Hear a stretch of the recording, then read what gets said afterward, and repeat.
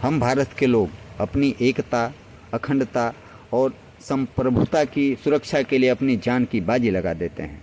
कोई भी व्यक्ति, चाहे वह किसी भी देश का हो, सबकी अपनी एक व्यक्तिगत विचार होती है जिसका किसी पंथ, समुदाय या पार्टी से कोई लेना देना नहीं होता है।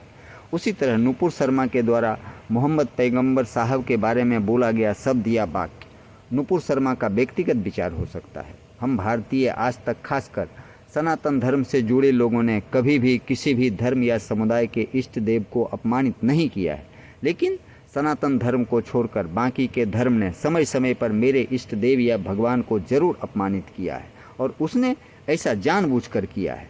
कतर यह वही देश है जिसने मकबूल फिदा हुसैन MF हुसैन, जिसने हिंदू देवी देवताओं के नग्न चित्र और भारत माता का नग्न चित्र बनाया, उसे कतर ने अपनी नागरिकता प्रदान किया।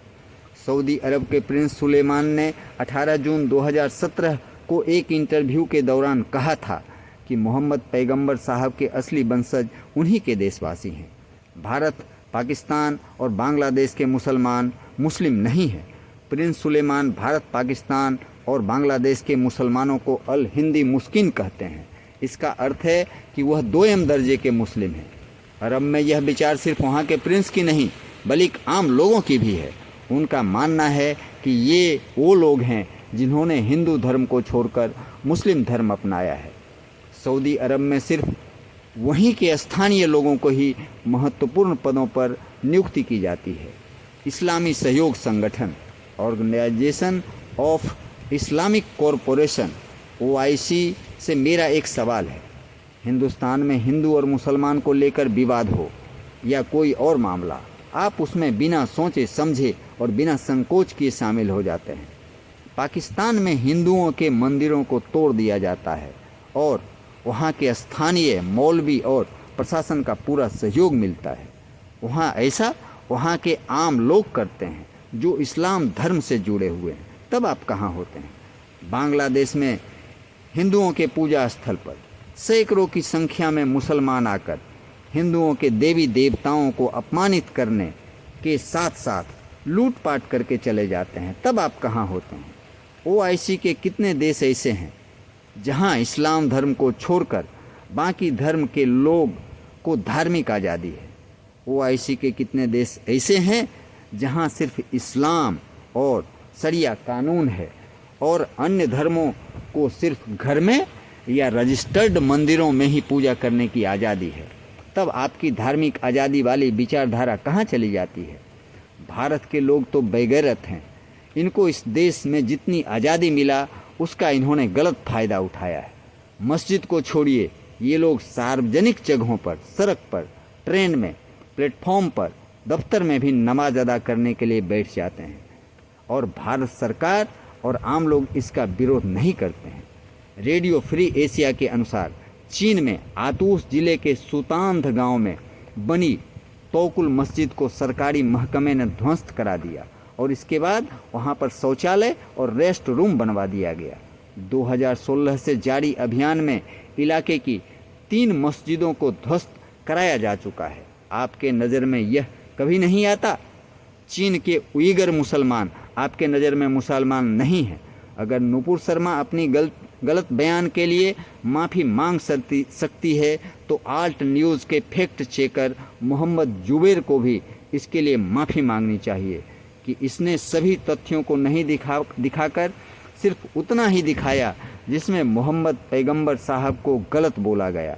मेरे नज़र में मोहम्मद जुबैर जैसे लोग, जिसे हम फैक्ट चेकर कहना पसंद करेंगे, उन आतंकवादियों से भी ज़्यादा खतरनाक है जो अपने शरीर में बम बांधकर या RDX से या गोलियों से भून डालता है। हमारे देश में मोहम्मद जुबैर जैसे लोग इन आतंकवादियों से भी ज़्यादा खतरनाक हैं। एक पत्रकार की भूमिका होती है कि वह समाज और समुदाय को सही चीज़ दिखाने और बताने का प्रयास करे, ना कि वीडियो क्लिप को एडिट कर सिर्फ उतना दिखाए जो एक विशेष समुदाय को अपमानित कर रहा हो और दूसरे समुदाय के लोगों को बचाने का प्रयास करे। जुबैर ने उस तथ्य को नहीं दिखाया जिसके कारण नुपुर शर्मा ने उन्हीं के अंदाज में सिर्फ जवाब दिया। आप मेरे भगवान को रोज़ गाली दें और हमने सच बताया तो आपको इतना गुस्सा आ गया। अब आप सोच सकते हैं, जब मेरे भगवान और भगवान की मूर्ति के साथ रोज़ रोज़ इन मुस्लिम समुदाय के द्वारा इनको अपमानित करने का प्रयास किया जाता है तो हमें कैसा लगता होगा। बहरीन के एक सुपर मॉल में बुर्का पहने 2 महिला हमारे प्रथम पूज्य गणेश जी की प्रतिमा को इसलिए तोड़ दिया कि बहरीन एक इस्लामिक देश है। जिस बहरीन की आबादी हमारे देश के एक छोटे शहर के बराबर है, वह बहरीन हमें धर्मनिरपेक्षता की सीख दे रहा है। पाकिस्तान के अहमदिया मुसलमान और बलूचिस्तान के मुसलमानों के साथ रोज़ वहाँ अत्याचार होता है, वह किसी के नज़र में नहीं आता होगा। अफ़गानिस्तान में मंदिर को छोड़कर किसी भी धर्म के मंदिर या चर्च बनाने की अनुमति नहीं है। वही अफ़गानिस्तान हमें सीख दे रहा है। लेकिन आप 190 करोड़ मुसलमानों को किसी एक व्यक्ति की टिप्पणी जरूर नज़र आती है। हमें तो शर्म इस बात की है कि हमारी 100 करोड़ आबादी होते हुए भी हम अपने ऊपर हो रहे अत्याचारों का सही तरीके से विरोध भी नहीं कर पाते हैं। मैंने किसी ग्रंथ में पढ़ा था कि जब अत्याचारी का अत्याचार हद से ज़्यादा बढ़ जाएगा तो वही एक दिन एक दूसरे पर हमलावर होगा और अपनी जीवन लीला को समाप्त कर लेगा। हम भारत के तमाम लोगों की बात तो नहीं कर सकते, लेकिन हम नुपुर शर्मा के साथ हैं, इसलिए कि आपने मुंह में उंगली डालकर हमें बोलने पर मजबूर किया। साथ ही साथ हम नीदरलैंड के सांसद गिल्ट बिल्डर्स को भी हम धन्यवाद प्रेषित करते हैं कि आप भी नुपुर शर्मा के साथ खड़े हैं। घर की मुर्गी दाल बराबर। नुपुर शर्मा जी, हम आपके साथ हैं। हमारे देश की पूजा विधि में भी बहुत असमानता है। हम मंदिर से पूजा करके निकलते हैं, प्रसाद बांटते हैं। आप मस्जिद से नमाज अदा करने के बाद पत्थर फेंकते हैं। एक हिंदू अपने बच्चे को पढ़ा लिखा कर डॉक्टर इंजीनियर बनाना चाहता है, एक मुसलमान पत्थरबाज बना देता है। कल 10/6/2022 को देश में एक पार्टी AIMIM के नेताओं द्वारा पूरे देश में दंगा करवाया गया। वह पूरे देश के मुसलमानों की नियति को दिखाने के लिए काफ़ी है।